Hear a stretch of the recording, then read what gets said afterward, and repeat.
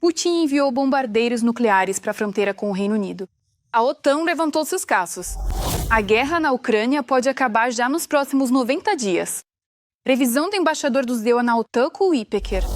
O chefe da inteligência ucraniana, Budanov, está pessoalmente na linha de frente. Até os russos reconhecem os avanços das Forças Armadas da Ucrânia na direção de Kupiansk. Soldados da Guarda Nacional destruíram um Sondsepiok russo avaliado em $8 milhões. A Ucrânia ataca as retaguardas inimigos. Mísseis Storm Shadow atacaram uma das maiores refinarias de petróleo no sul da Rússia. Catástrofe ecológica em Namissa. O mar está coberto de óleo. Aves estão morrendo em pasto. Notícias preocupantes do Pentágono. A China está expandindo rapidamente seu arsenal nuclear. A mídia ocidental está questionando se Trump sofre de problemas mentais. Olá, meu nome é Anastasia Dmytrovska. Vou te contar a coisa mais importante agora mesmo. Mas primeiro, curta este vídeo e inscreva-se no nosso canal para não nos perdermos novamente na imensidão do YouTube.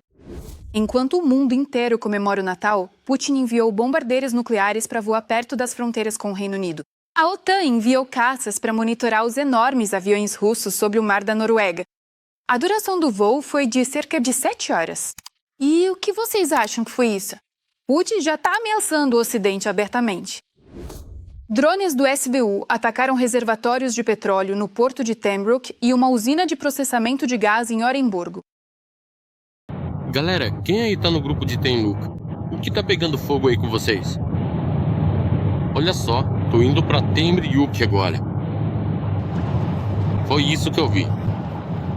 Sabe-se que em Tenhuk estão pegando fogo 2 reservatórios com derivados de petróleo.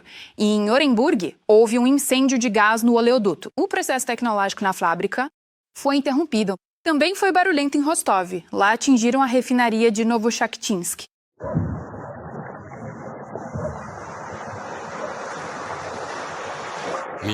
O Estado-Maior ucraniano confirmou o ataque à refinaria de Novochakhtinsk.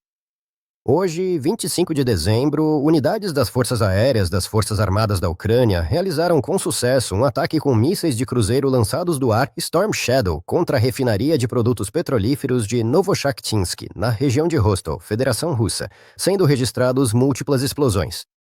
O alvo foi Tigir. A extensão dos danos está sendo acurada.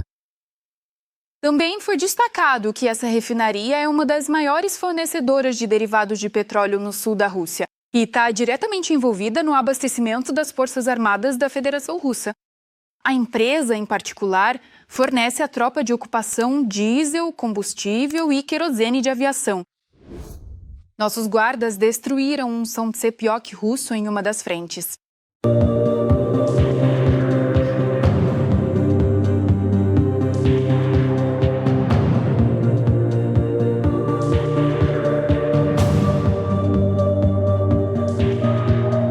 O Sondsepiok é um sistema pesado de lança-chamas com munições termobáricas, que custa cerca de $8 milhões.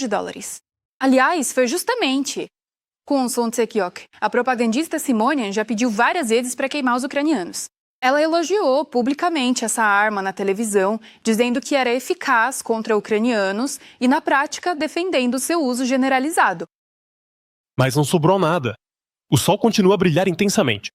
Que ironia! O sol escaldante, que deveria incendiar a terra ucraniana, transformou-se em cinzas. E, por isso, agradecemos aos nossos defensores.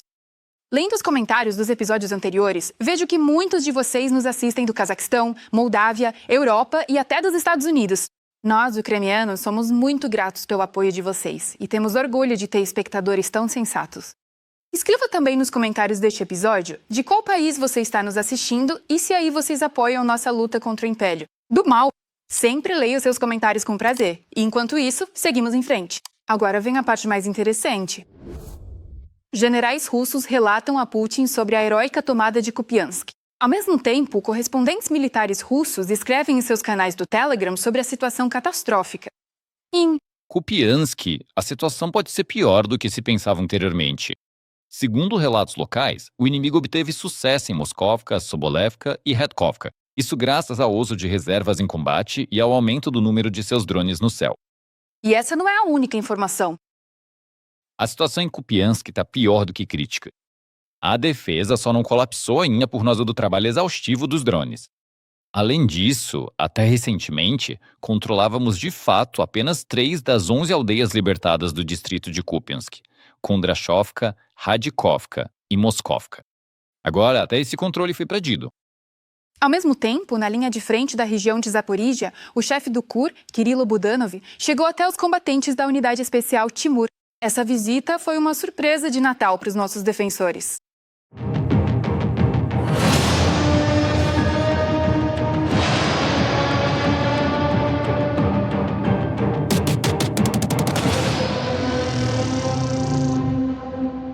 Konstantinovka. Russos atacaram voluntários via drone. O voluntário Vyacheslav Yurchenko morreu e 2 outros feridos. Amigos, hoje o Natal foi difícil para nós. Fomos atacados por um drone inimigo que atingiu o telhado. Mais detalhes sobre o que está acontecendo agora na linha de frente na nossa análise militar. As forças de defesa da Ucrânia se retiraram de Siversk. Essa informação foi oficialmente confirmada pelo Estado-Maior-Geral. Para preservar a vida dos militares ucranianos, as unidades foram recuadas para posições a oeste. A cidade está sob controle de fogo das Forças Armadas da Ucrânia. O fato de que a queda de Siversk era apenas uma questão de tempo já vinha sendo reconhecido por analistas há algumas semanas. Os russos, apesar das enormes perdas, não sentem falta de mão de obra e pressionaram a cidade tanto pelo norte quanto pelo sul. O rio Bakhmutka, como era esperado, não se tornou uma linha de defesa que impedisse por muito tempo o avanço dos ocupantes. Entre enviar reservas para ajudar na defesa de Siversk ou de Kupiansk, o Estado-Maior logicamente escolheu a última opção. Kupiansk é muito mais importante para nossa defesa do que Siversk. Seversk, além de estar na defensiva desde 2022, já não desempenha um papel logístico importante. E isto não é uma espécie de propaganda generalizada para dizer, bem, se perdemos, então perdemos. Não estou falando disso. Afirmo que a cidade de Seversk está completamente destruída. Ele não poderia ficar assim por muito tempo. O local onde o pessoal militar ucraniano ficaria estacionado. Lembro-me de que, em 1922, aviões Su-25 sobrevoaram esta área e lançaram bombas. Em Wagner, portanto, foi totalmente destruído. E mesmo sob a condição de que, enquanto Belogorovka ainda estivesse de pé, a defesa de Verkhnekamenskoye continuasse, nossas tropas simplesmente passavam em trânsito. Sério. A captura de Seversk dá aos ocupantes uma vantagem tática e a oportunidade de usar outra via de pressão sobre a aglomeração de Slaviansk e Kramatorsk. Juntamente com Seversk, a janela de oportunidade para manter Yampol provavelmente está se fechando. Este local também será perdido em breve. Além disso, é bem provável que o que os russos vão tentar fazer é alinhar a linha de frente aqui com nova força, pressionando Liman, porque tropas serão liberadas. Um trecho da linha de frente será liberada e o inimigo terá forças adicionais para pressionar Lime. Porque se avançarem para Slaviansk e Kramatorsk sem resolver a questão de Liman, isso não faz diferença. Enquanto isso, no regimento Skala, mostraram como, pela primeira vez na direção de Pokrovsk, foram usados os tanques americanos Abrams. Eles davam cobertura para os grupos de assalto em Pokrovskoye. A gente sabia que a estrada estava minada. Tanques camuflados estavam posicionados ao longo da estrada. Também havia minas do tipo PTM, mas a gente já contava com esses detalhes. Na frente ia um blindado com um rolo de desminagem que esmagava e limpava tudo. O tanque Abrams teve um papel muito importante nessa operação, pois deu uma cobertura boa e confiável para nossa infantaria, que desembarcou e fez o seu trabalho. Além disso, o inimigo não esperava o apoio dos nossos BNTs. Que nós chegaríamos até as próprias casas que precisávamos limpar e onde deveríamos nos fixar. Enquanto isso, os russos declararam que o agrupamento Vostok ampliou a cabeça de ponte na margem oeste do rio Gaishur, na divisa das regiões de Zaporídia e Dnipropetrovsk. Os ocupantes relatam a captura de 9 metros quadrados com o povoado de Zareshnaya, assim como o controle de um trecho da estrada que liga a Bratskoye e Ternovatnaya. Enquanto isso, os analistas do Deep State colocaram o povoado de Grobovskoye em Sumy, que fica a algumas centenas de metros da fronteira com a Rússia, na Zona Vermelha. Embora em canais ucranianos próximos ao meio militar seja informado que os combates por esse território ainda continuam, os russos estão se escondendo nas casas de ucranianos que no dia anterior foram deportados à força para o território da Rússia. Outra ameaça destacada pelo especialista militar em comunicações Sergei Flash é o ataque de drones russos Shahed à ferrovia na região de Jitomir. muito provavelmente drones. Os ocupantes lançaram a partir do território de Belarus. Por isso, a fronteira entre Belarus e Ucrânia pode se tornar mais uma direção para ataques terroristas da Rússia. Não me canso de admirar a coragem e o heroísmo dos soldados ucranianos. Eles seguram a linha de frente e enfrentam uma horda enorme que os supera em número. Por isso, peço que apoiem as Forças Armadas da Ucrânia. E, se não for possível ajudar financeiramente, escreva palavras de apoio para eles nos comentários.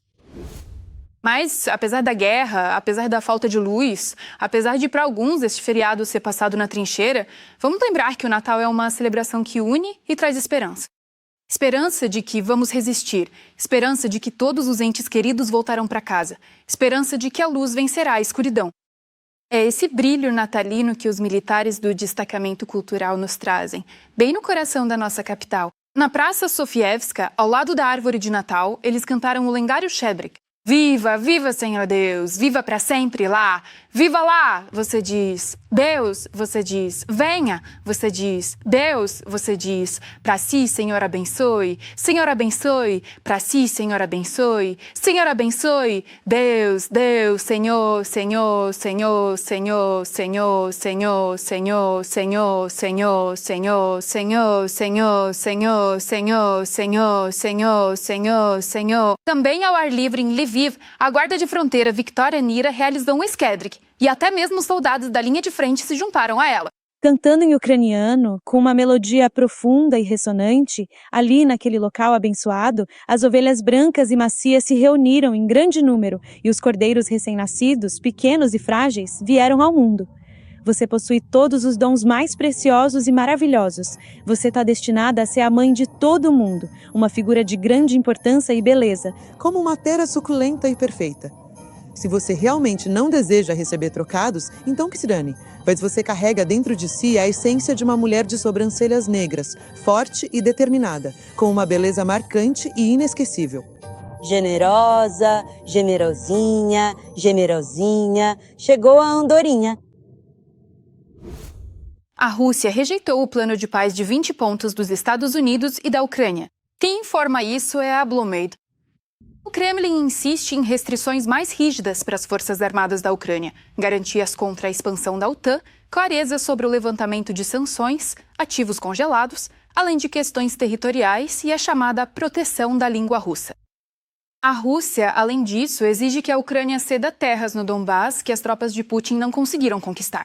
Após quase 4 anos de combates, a Ucrânia exclui essa exigência. Ao que tudo indica, ainda está longe de se chegar a negociações e a uma solução diplomática. Enquanto isso, dos Estados Unidos surgem novas previsões sobre o fim da guerra na Ucrânia. Pois é, o fim da guerra pode acontecer já nos próximos 90 dias. Esse cenário foi apresentado pelo representante permanente dos Estados Unidos na OTAN, Matthew Whitaker. Sabe, se isso acontecer, será nos próximos 90 dias. É evidente que este inverno pode ser muito difícil, por causa dos ataques russos à infraestrutura energética nos últimos meses. Mas, ao mesmo tempo, os ucranianos não estão de braços cruzados. Eles também realizam seus próprios ataques contra os russos, que causam danos à infraestrutura e à indústria de petróleo e gás deles.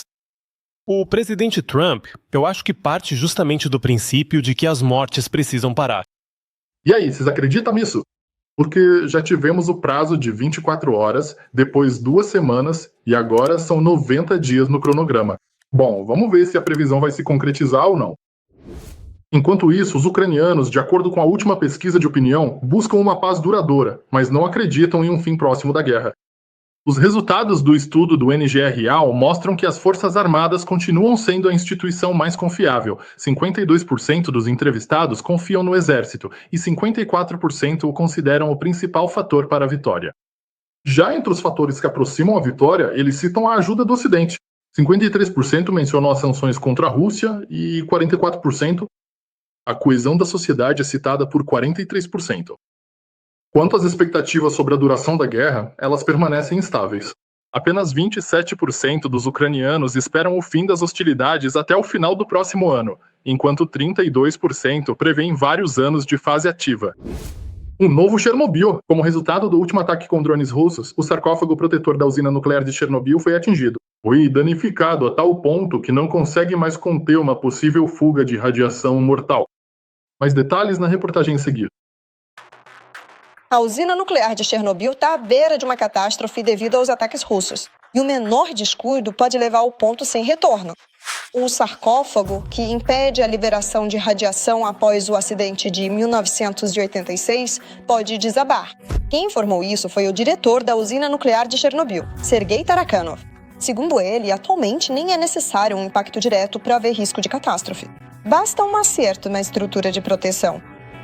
Se um míssil ou drone atingir diretamente o sarcófago ou até mesmo cair em algum lugar próximo, por exemplo, um Iskander, Deus me livre, ninguém pode garantir que a estrutura de proteção resistiria depois disso.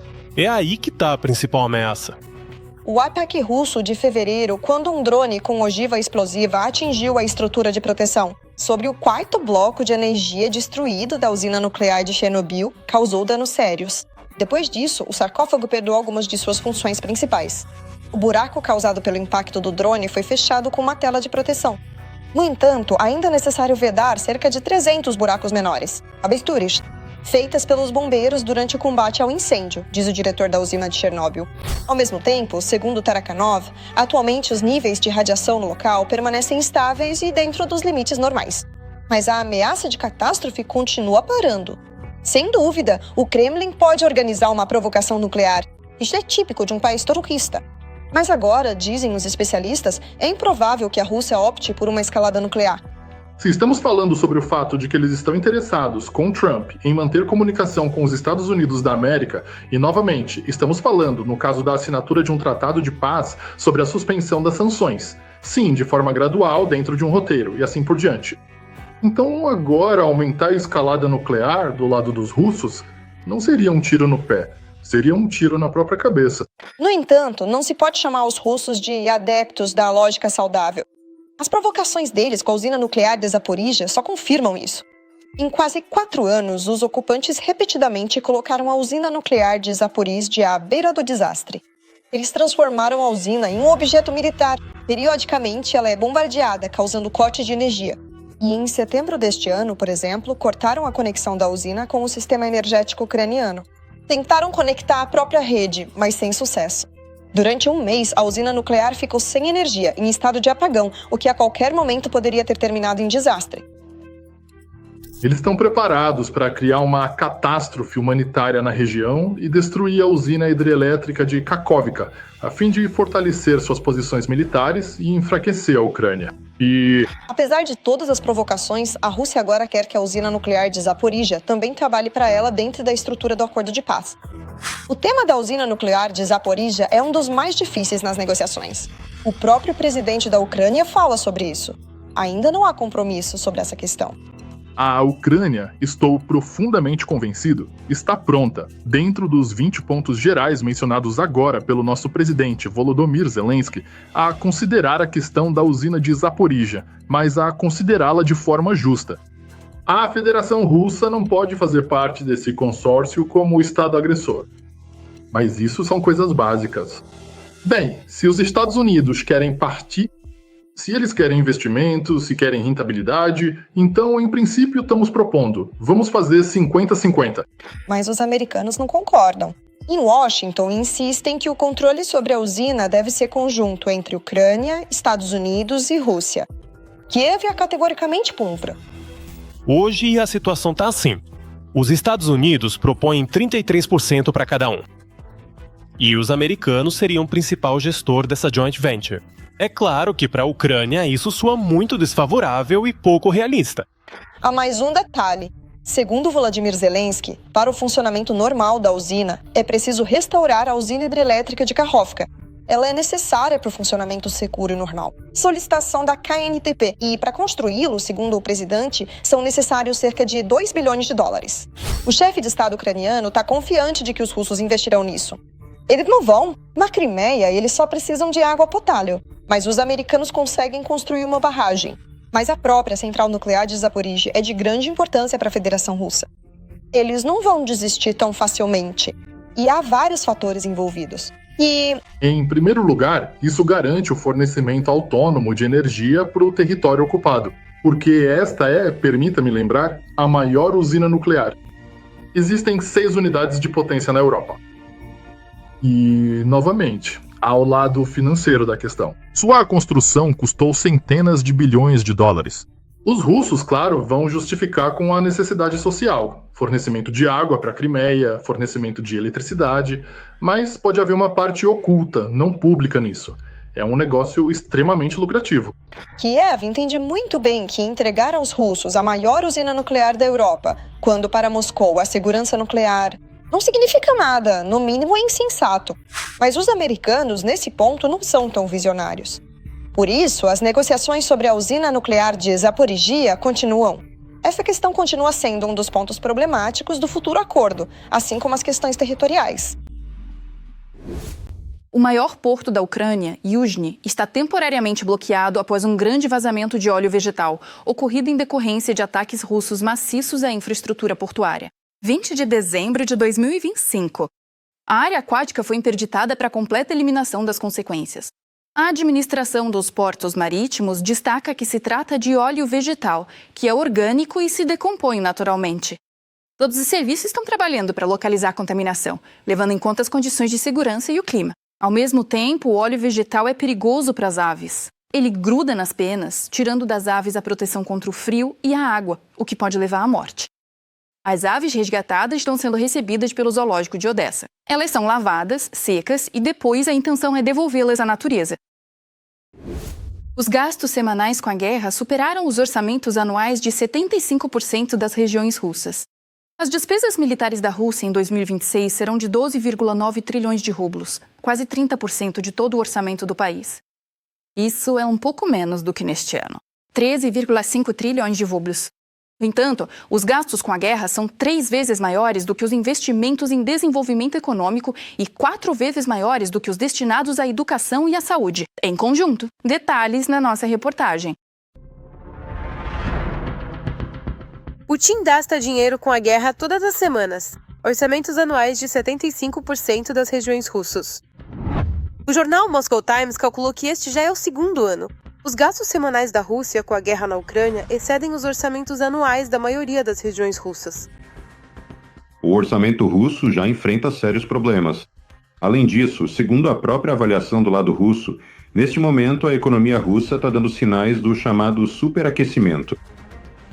Isso também é evidenciado por uma resolução do governo do país ocupante. Em primeiro lugar, isso significa o aumento do IVA de 20% para 22%, o que, consequentemente, é um peso fiscal extra para pequenas e médias empresas. Como resultado dessas decisões do governo russo, já há uma onda de insatisfação entre os empresários. E o segundo ponto é o aumento da parte de despesas do orçamento em 6%. Esse é um desafio seríssimo para a economia russa.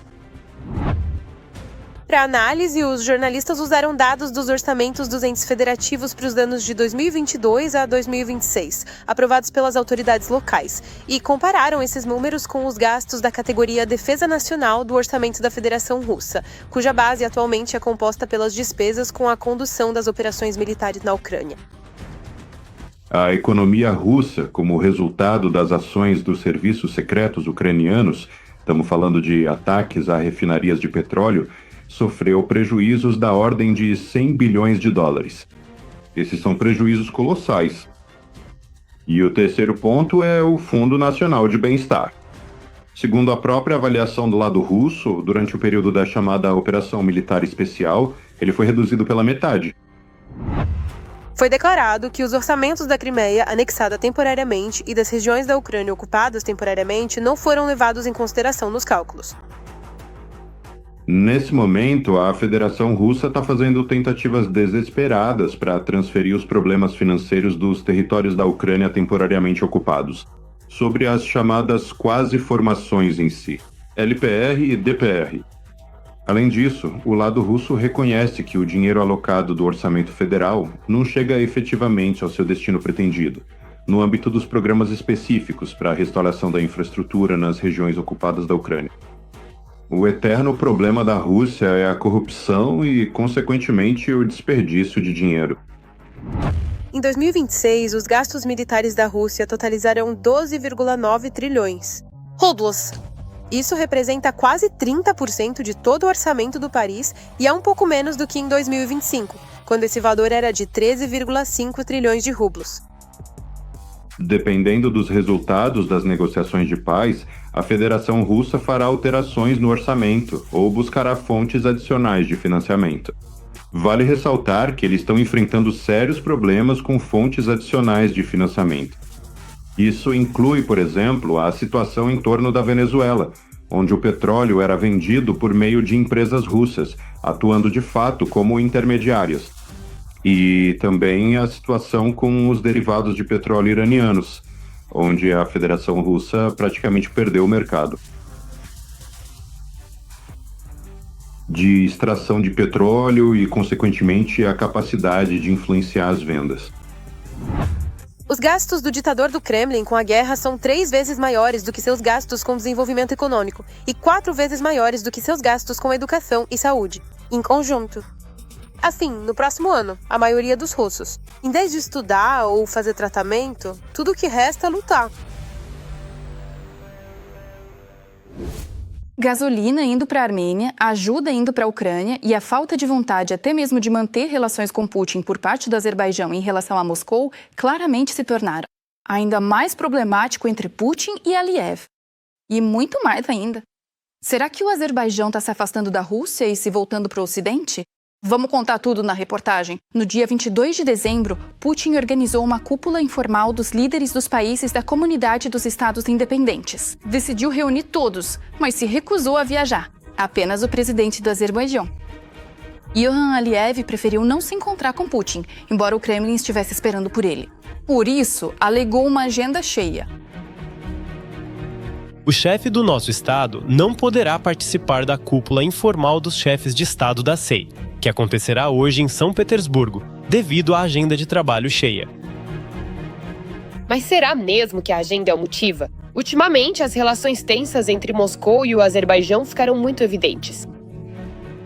Então, na realidade, esse não é o primeiro caso em que Aliyev demonstra que a Rússia e Moscou já não são mais importantes para Baku, algum tipo de centro geopolítico de atuação. No geral, tanto o conflito entre Azerbaijão e Armênia quanto o subsequente conflito russo-azerbaijão são uma demonstração clara do afastamento do Azerbaijão de Moscou em direção à Turquia e, basicamente, da busca de Baku por sua própria subjetividade. Portanto, de modo geral, a razão para essa mudança na política internacional foi... Primeiramente, é crucial abordar o evento inicial e de grande impacto, a invasão em grande escala. Esse foi um momento decisivo, caracterizado por uma ofensiva militar abrangente e coordenada, que se desenrolou rapidamente e com uma força considerável, alterando drasticamente o cenário geopolítico e as vidas de milhões de pessoas envolvidas. Na guerra na Ucrânia, já houve vários conflitos entre a Rússia e o Azerbaijão.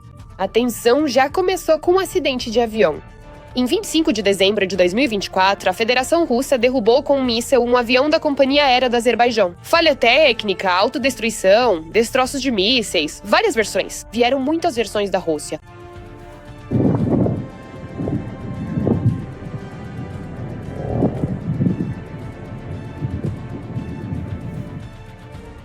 Depois, Putin decidiu jogar a culpa na Ucrânia, dizendo que foi por causa de um ataque da Ucrânia. O míssil de defesa aérea da Rússia, que estava derrubando drones, explodiu acidentalmente por perto. E depois, Putin acabou pedindo desculpas ao Aliyev. E já naquela época, em nossa primeira conversa telefônica, ele não só se desculpou pelo fato de a tragédia ter ocorrido nos céus da Rússia, como também expressou suas mais sinceras condolências a todos. Mas o pedido de desculpa chegou tarde demais. Imediatamente após o desastre, teve início uma verdadeira guerra entre serviços de inteligência da Rússia e do Azerbaijão. Empresários e pessoas influentes do Azerbaijão começaram a ser detidos na Rússia. A mesma situação com detenções aconteceu no Azerbaijão com cidadãos russos. A tensão chegou a tal ponto que, no círculo de Putin, já se discutia o que fazer com Aliyev. Isso foi comentado na mídia russa. Por um lado, está claro para todos que Aliyev precisa ser colocado em seu devido lugar. Por outro lado, Vladimir Putin não pretende pedir desculpas pelo avião da Azal abatido sobre Grozny. O terceiro fator importante é a forte influência da Turquia sobre o Azerbaijão e a tentativa de Erdogan de assumir um papel determinante no Cáucaso. Mesmo a médio prazo, isso é desagradável e até perigoso para a Rússia. Sim, Aliyev começou a fazer mais negócios com Erdogan. Além disso, como dizem os russos, está sendo planejada a criação de um análogo da OTAN nas fronteiras da Rússia. O Kremlin prestou atenção à nova fase de cooperação entre a Turquia, o Azerbaijão e outros povos túrquicos. Na mídia federal, a Organização dos Estados Túrquicos, OET, cuja cúpula aconteceu em outubro, no Azerbaijão foi chamada de análogo da OTAN na Ásia Central e no Cáucaso do Sul. Mas Putin não quis reagir de forma brusca a tudo isso. Aliyev é importante para Putin. Para Putin, em princípio, bem, no geral, se olharmos para a aventura que Putin desencadeou na forma de uma guerra contra a Ucrânia, esse foi o desejo dele. Ao contrário de aumentar seu próprio status, demonstrar as capacidades da economia russa, do exército russo, enfatizar o status de uma potência mundial. Uma daquelas que decide destinos, que espalha sua influência de diferentes formas. E isso chegou até mesmo ao aspecto militar. Por isso, o Cáucaso do Sul sempre foi estratégico para a Rússia. No século XIX, no XVIII e no XX, os russos travaram guerras lá. Os russos tentaram usar seu soft power. O Cáucaso do Sul é, em grande parte para a Rússia, uma porta de entrada, tanto para o Oriente Médio quanto para a Ásia. Por isso, justamente a mudança na política externa de Baku atinge duramente as ambições de Putin. Mas as ambições de Putin continuam se desenvolvendo, pois Aliyev mais tarde começou a falar sobre apoio à Ucrânia e aconselhou os ucranianos a não aceitarem a ocupação. Acho que isso está em sintonia. E com o desejo do povo ucraniano de nunca aceitar a ocupação. Esse é o principal conselho. Foi isso que nós fizemos. Além disso, não só no aspecto informativo, mas também econômico. Aliyev está se afastando de Putin. Baku suspendeu a proibição do trânsito de cargas para a Armênia pelo seu território. Agora as partes passaram para a próxima etapa, comércio direto de recursos estratégicos sem intermediários. Falando do ponto de vista econômico, talvez. A questão é política, porque embora Erevan e Baku estejam em uma fase ativa de discussões para assinar uma série de acordos internacionais, ainda assim permanece uma tensão perceptível, pois estão em debate, por exemplo, trocas de territórios, além de que parte da oposição dentro da Armênia é bastante, olha de forma crítica para a aproximação de Pashinyan com Aliyev. E, no geral, essa própria aproximação é forçada justamente pela posição fraca da Armênia no contexto das relações bilaterais com o Azerbaijão, que retomou o controle de seus territórios reconhecidos internacionalmente por meio militar. Menos um parceiro. O geoestrategista do Kremlin começou a guerra contando que todos teriam medo dele, mas no final, todos começaram a se afastar dele. O Kremlin não tem tantos instrumentos reais de influência sobre o Azerbaijão. Em primeiro lugar, porque Baku e o próprio Aliyev estão se aproximando ativamente da Turquia, que se fortaleceu consideravelmente após a queda das ações russas. Na verdade, não só na região do sul do Cáucaso, mas também na política internacional como um todo. A China está aumentando drasticamente o seu arsenal nuclear e alerta o Pentágono. Até 2030, a China pode ter mais de 1.000 ogivas nucleares. E isso é afirmado no relatório anual do Departamento de Defesa dos Estados Unidos. Para comparação, em 2020, Pequim tinha cerca de 200 ogivas atribuídas a si. Em 2024, já são mais de 600, enquanto antes a previsão para 2030 era de apenas 400 ogivas. O Pentágono também chamou atenção para o lançamento de teste de um míssil balístico intercontinental pela China no Oceano Pacífico. Isso é um sinal da crescente confiança de Pequim em seu próprio poder nuclear. A Reuters informou que a China implantou mais de 100 mísseis DF-31 perto de sua fronteira com a Mongólia. Pequim nega oficialmente esses dados, alegando ser uma tentativa de desacreditá-la. O mundo está entrando em uma nova fase da corrida nuclear. E parece que a China não está mais alcançando os outros, mas sim o contrário. Não está mais a recuperar o atraso, mas sim pelo contrário. Põe o ritmo. Tá tudo bem com a saúde mental de Trump? Uma análise do comportamento incomum do presidente ao longo de 2025. Foi com esse título chamativo que saiu um artigo no jornal britânico The Guardian, 24 de dezembro de 2025. A publicação fez uma análise detalhada de Donald Trump ao longo deste ano, cujo comportamento levantou repetidas vezes questões sobre seu estado mental e físico. Aqui estão os principais episódios registrados pelo The Guardian e outros meios de comunicação. Trump chegou a cochilar na frente de todo mundo, por exemplo, durante uma reunião no Salão Oval, em uma sessão do gabinete em dezembro e até mesmo em uma coletiva de imprensa sobre a reforma da cannabis. Confundiu a Albânia com a Armênia e chamou imigrantes somalis de lixo, além de esquecer qual parte do corpo foi examinada na ressonância magnética. Além disso, a agenda do líder americano ficou significativamente mais curta. Os eventos são predominantemente com do meio-dia às 17 horas, o número de aparições públicas caiu 39% em comparação com o primeiro mandato. E esses dados para análise são apresentados pelo New York Times. Apenas 36% dos americanos aprovam seu trabalho e metade acha que ele é velho demais para o cargo de presidente. As pesquisas mostram uma queda na confiança na mídia nacional e dúvidas crescentes sobre a capacidade de Trump de governar o país. A Casa Branca nega qualquer cobrenda. E mais ainda, chama Trump de o presidente mais enérgico da história. Mas o 25º ficou marcado justamente por esses episódios estranhos, muitas vezes caóticos. E você, o que acha que realmente está acontecendo com Trump? O que achou das nossas notícias? Escreve pra gente o que devemos mudar para melhorar. Vamos levar isso em consideração, com certeza. E enquanto isso, deixe um like neste vídeo para apoiar o nosso trabalho. E não se esqueça de se inscrever no nosso canal Ucrânia Hoje, para não perder os próximos episódios. Até a próxima!